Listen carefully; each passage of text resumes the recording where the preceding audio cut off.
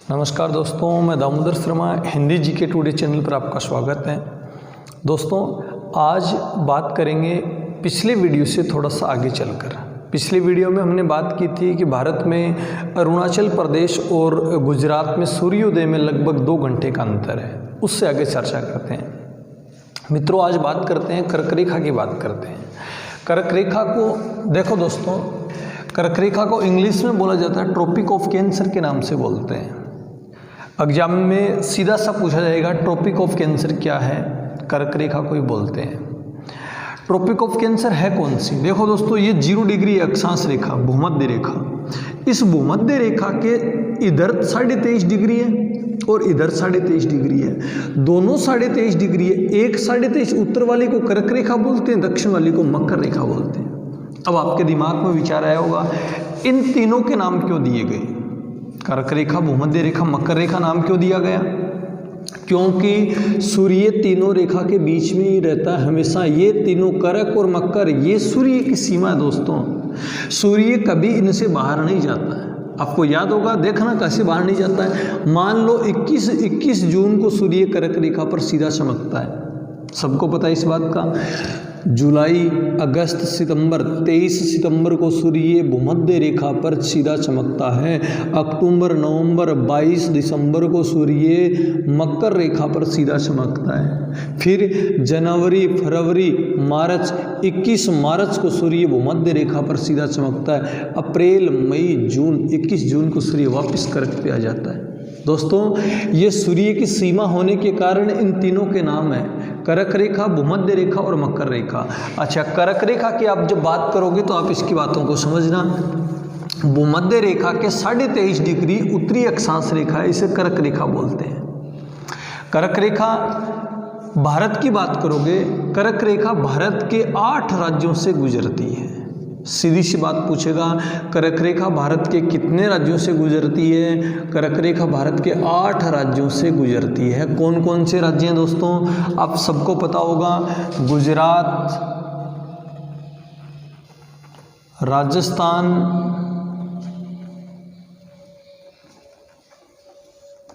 Madhya Pradesh,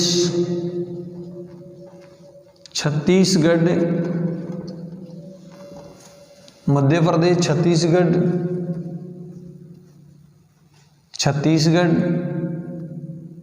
Jharkhand, Paschim Bengal,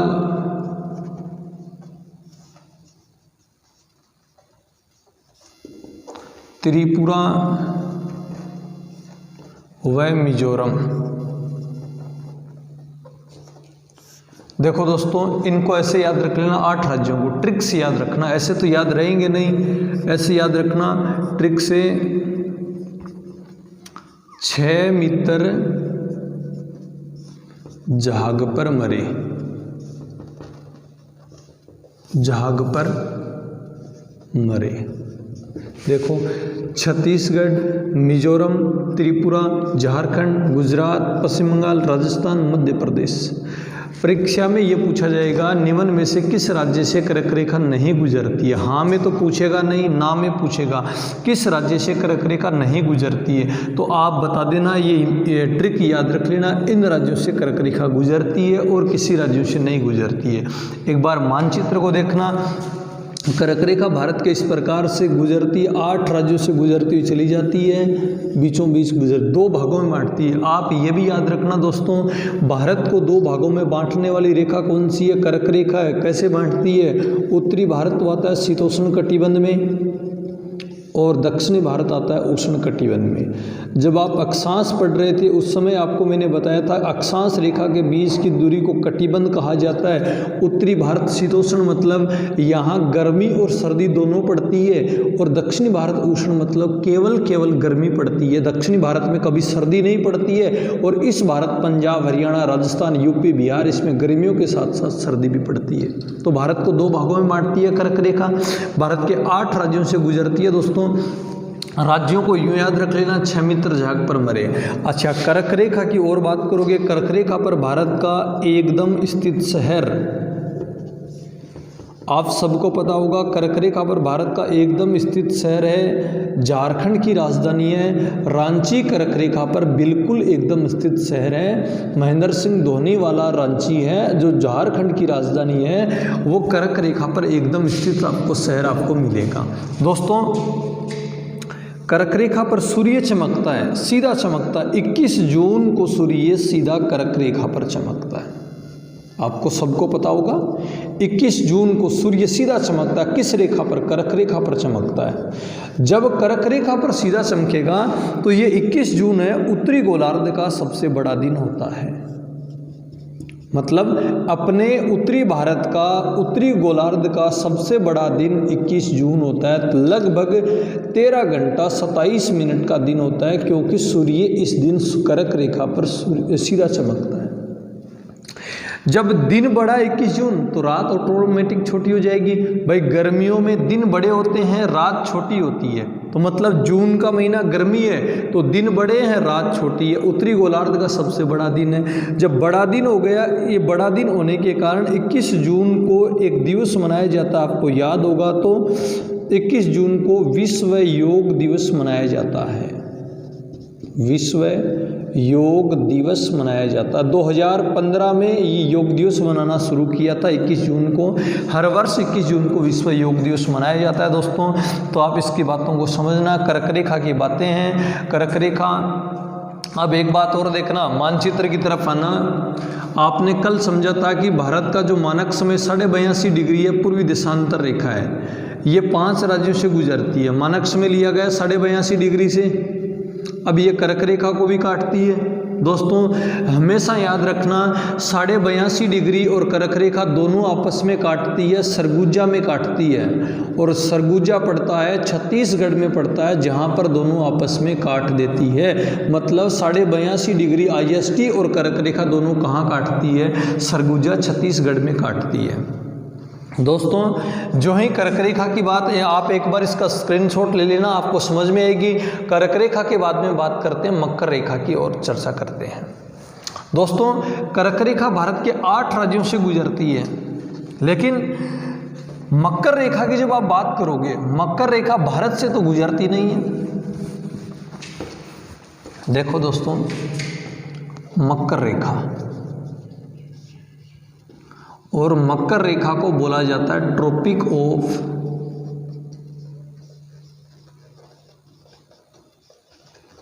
Capricorn. Tropic of Capricorn के नाम से बोला जाता है। भूमध्य रेखा के 23.5 डिग्री दक्षिणी अक्षांश रेखा है, इसे मकर रेखा बोलते हैं। 23.5 डिग्री उत्तरी को कर्क, 23.5 डिग्री दक्षिण को मकर बोलते हैं। मित्रों ये मकर रेखा भारत से गुजरती नहीं है। कहाँ से गुजरेगी? ये मकर रेखा दोस्तों जो दक्षिणी गोलार्ध के महाद्वीप हैं उनसे गुजरती है, क्योंकि दक्षिण में है। अब आपको ये कॉमन सेंस होना भी जरूरी है कि दक्षिणी गोलार्ध में कौन कौन से महाद्वीप हैं। दक्षिणी गोलार्ध में दक्षिणी अमेरिका है, दक्षिणी अमेरिका, अर्जेंटीना के ऊपर से दक्षिणी अमेरिका है, अफ्रीका है, अफ्रीका महाद्वीप से गुजरती है, वह ऑस्ट्रेलिया से गुजरती है, ऑस्ट्रेलिया से गुजरती है। मकर रेखा दक्षिणी अमेरिका, अफ्रीका और ऑस्ट्रेलिया से गुजरती है। दोस्तों मकर रेखा पर सूर्य कब चमकता है? 22 दिसंबर को सीधा चमकता है सूर्य। 22 दिसंबर को सूर्य सीधा चमकता है। किस रेखा पर? मकर रेखा पर सीधा चमकता है। दोस्तों जब मकर रेखा पर सीधा चमकता है, मकर रेखा दक्षिणी गोलार्ध में है तो दूर है उत्तरी गोलार्ध का 22 दिसंबर है ना, सबसे छोटा दिन होगा। आप हमेशा याद रखना, बड़ा दिन 21 जून है तो सबसे छोटा दिन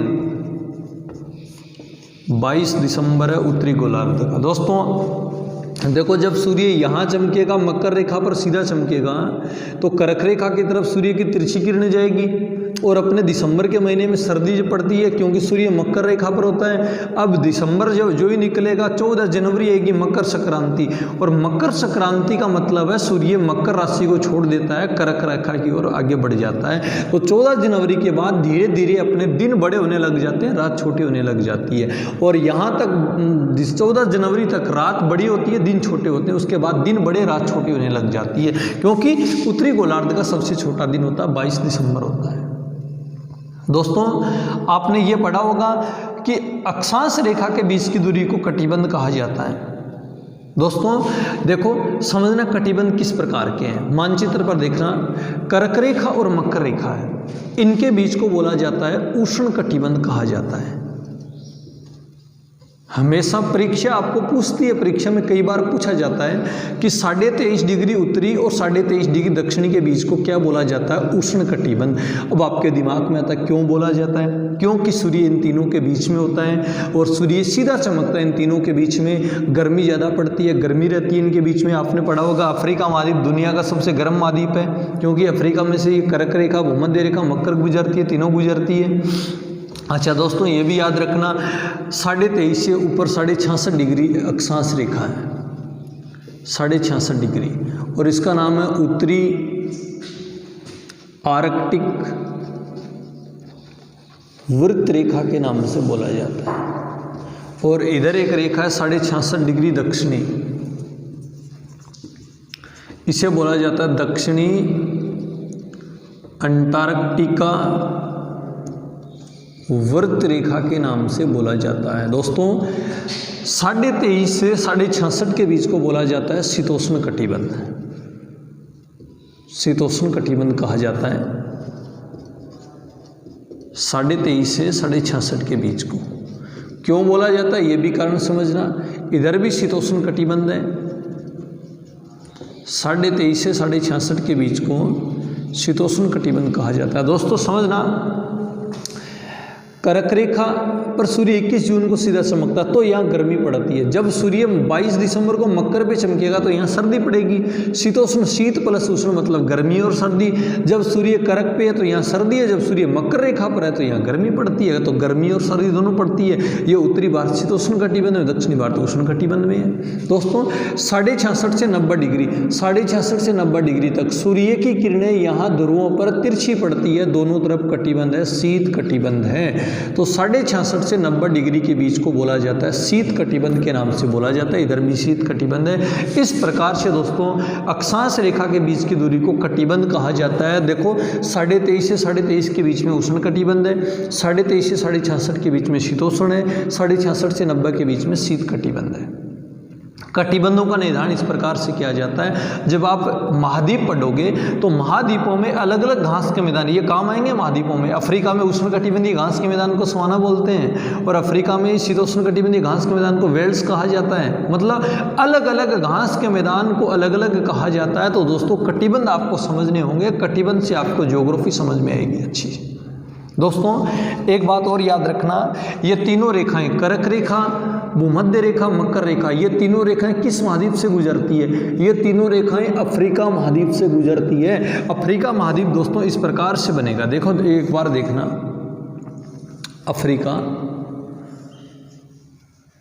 अफ्रीका महाद्वीप है, मान लिया अफ्रीका सही तो बना है। अफ्रीका के सहारा मरुस्थल से कर्क रेखा गुजरती है भारत के ऊपर से, इस प्रकार से इंडिया जाता है यूं तो, और बीचों बीच भूमध्य रेखा गुजरती है, और उसके दक्षिणी अफ्रीका से के ऊपर से आपको पराग्वे, उरुग्वे, इनसे आपको वो मिलेगा, आपको मकर रेखा गुजरती हुई मिलेगी। मतलब ये तीनों रेखाएं है ना अफ्रीका महाद्वीप से गुजरती है। तो दोस्तों आप हमेशा याद रखना अफ्रीका महाद्वीप से तीनों रेखाएं गुजरती है। अब तीनों रेखाओं को नदियां दो दो बार काटती है। देखो दोस्तों समझना है, यहाँ पर कर्क रेखा को 2 बार काटने वाली नदी,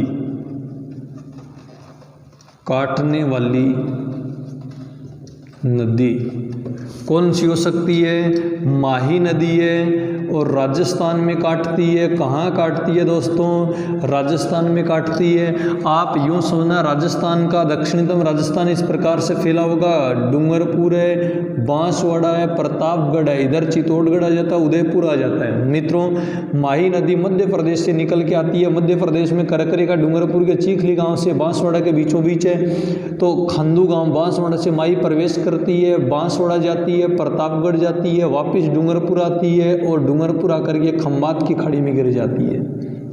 मित्रों, इस प्रकार से कर्क रेखा को 2 बार काटने वाली माही नदी है। और आपको ये भी पूछेगा राजस्थान पुलिस के एग्जाम में कि माही नदी जब कर्क रेखा को 2 बार काटती है तो आकृति कैसी बनाती है? ए की आकृति बनाती है, उल्टा यू की आकृति नहीं बनाती है। आप यू को उल्टा मत करना, ए की आकृति बना देना। ओके, तो कर्क रेखा को 2 बार काटने वाली नदी माही नदी है, राजस्थान में काटती है। दोस्तों, आगे जब बात करोगे भूमध्य रेखा को, भूमध्य रेखा को 2 बार काटने वाली नदी, काटने वाली नदी कांगो नदी है। अफ्रीका महाद्वीप का देश है कांगो, और कांगो को जायरे भी बोला जाता है, जायरे भी देश है और अफ्रीका महाद्वीप में काटती है। कांगो नदी को दोस्तों जब अफ्रीका महाद्वीप पढ़ोगे तो अब बात समझ में आएगी। कांगो नदी को अफ्रीका महाद्वीप में मध्य अफ्रीका का हाईवे कहा जाता है। अफ्रीका के बीचों बीच निकलती है और अटलांटिक महासागर में आके गिरती है। इस नदी के बेसिन में दुनिया की सबसे छोटी जनजाति है पिग्मी। आप ये याद रख लेना, पिग्मी जनजाति है ना, वो सबसे छोटी जनजाति है और वो इस कांगो नदी के बेसिन में निवास करती है। एक ऐसी जनजाति है जिसके घर नहीं होते, जिसके घर पेड़ों पर होते हैं। मनुष्य की ऐसी पर जनजाति दुनिया में जिसके घर पेड़ों पर होते हैं, पिग्मी जनजाति है। अफ्रीका महाद्वीप में कांगो नदी के बेसिन में निवास करती है और कांगो नदी भूमध्य रेखा को 2 बार काटती है। मित्रों, जब भी आप चर्चा करोगे मकर रेखा को, मकर रेखा को 2 बार काटने वाली नदी, नदी का नाम है लिम्पोपो। लिम्पोपो नदी काटती है, अफ्रीका महाद्वीप में काटती है। एक देश है दक्षिणी अफ्रीका। दक्षिणी अफ्रीका की राजधानी है प्रिटोरिया। आप ये समझ के देखना दोस्तों,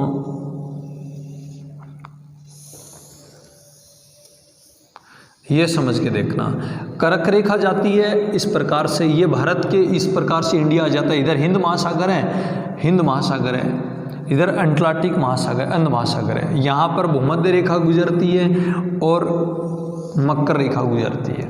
दोस्तों, कांगो नदी है, यहाँ से निकल के चलती है और इसको बहती है, अफ्रीका के बीचों बीच बह कर ये अंध महासागर में गिरती है। तो इस नदी को 2 बार काटती है। और ये जो लिम्पोपो नदी है दोस्तों, लिम्पोपो, यहाँ पर विट वाटर सरेंट पड़ती है, पहाड़ियाँ पड़ती है। जो आपने पढ़ा होगा किम्बरले है, जोहान्सबर्ग है, वो हीरे और सोने के लिए प्रसिद्ध है, जोहान्सबर्ग, और किम्बरले हीरे के लिए प्रसिद्ध है। तो जोहान्सबर्ग के पास विट वाटर सरेंट है, उसकी पहाड़ियों से निकल के चलती है और इसको 2 बार काट करके वो हिंद महासागर में गिरती है। दोस्तों, अफ्रीका महाद्वीप की एक ऐसी नदी है लिम्पोपो जो केवल हिंद महासागर में गिरती है, और ऐसी नदी वहाँ की लगभग अंध महासागर में गिरती है, भूमध्य सागर में आके, नील भूमध्य सागर में आके गिरती है। तो दोस्तों याद रखना, मकर रेखा को एक ऐसी भी नदी है जो 4 बार काटती है। दोस्तों, मकर रेखा को 4 बार काटने वाली नदी नाम है फिटजराई नदी। और फिटजराई नदी कहाँ काटती है दोस्तों? ये नदी काटती है ऑस्ट्रेलिया महाद्वीप में काटती है। ऑस्ट्रेलिया में फिटजराई नदी इसको 4 बार काटती है। देखो दोस्तों, ऑस्ट्रेलिया जब बनाओगे तो आप यूं समझ के देखना, इस प्रकार से ऑस्ट्रेलिया आपको मिलेगा लगभग है। ऑस्ट्रेलिया में मकर रेखा बीचों बीच है ऑस्ट्रेलिया के। ऑस्ट्रेलिया की पहाड़ियाँ यहाँ पर है, पर्वत है, और प्रशांत महासागर इधर, इधर हिंद महासागर है, हिंद महासागर है, इधर इंडोनेशिया इसके ऊपर है। दोस्तों यहाँ की मरे डार्लिंग नदी आती है ना, मरे डार्लिंग ऑस्ट्रेलिया की प्रमुख नदियाँ, ऑस्ट्रेलिया खाड़ी है और इसकी एक सहायक नदी है जो निकल के आती है और इसको 4 बार काट करके मरे नदी में मिल जाती है, मतलब सांप की तरह बहती है, इस प्रकार से बहती है। तो इसको 4 बार काटती है। दोस्तों याद रखना, करक रेखा को 2 बार काटने वाली माही नदी है, भूमध्य रेखा को 2 बार काटने वाली कांगो नदी है, मकर रेखा को 2 बार काटने वाली लिम्पापू नदी है और मकर रेखा को 4 बार काटने वाली फिटजराई नदी है। दोस्तों आप इसको समझ में आई होगी, कर्क रेखा, मकर रेखा, भूमध्य रेखा, इसको समझना। अक्षांश रेखा के बीच की दूरी को कटिबंध कहा जाता है, उष्ण कटिबंध, शीतोष्ण, शीत कटिबंध।